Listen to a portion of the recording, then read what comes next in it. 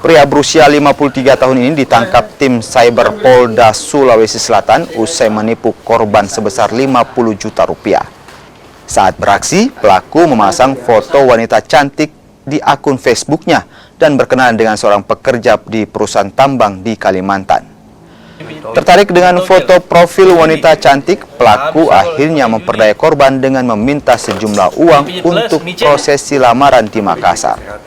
Setelah mengirimkan uang, korban mendatangi tempat pelaku dan tidak mendapati wanita yang dimaksud.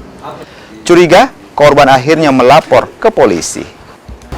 Polda Sulsel guna proses penyidikan lebih lanjut.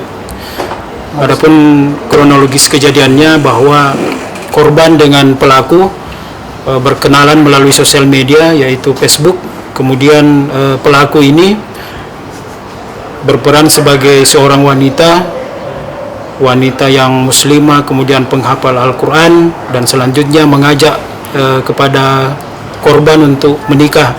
Korban yang pada saat kejadian posisinya di luar Sulawesi atau di Pulau Kalimantan, setelah meyakini bahwa pelaku ini bersedia untuk dinikahi, akhirnya datang di Makassar, datang di Sulawesi Selatan di salah satu pesantren, kemudian mengecek nama daripada yang disebutkan oleh si pelaku ini. Ternyata nama itu tidak ada di pondok pesantren tersebut.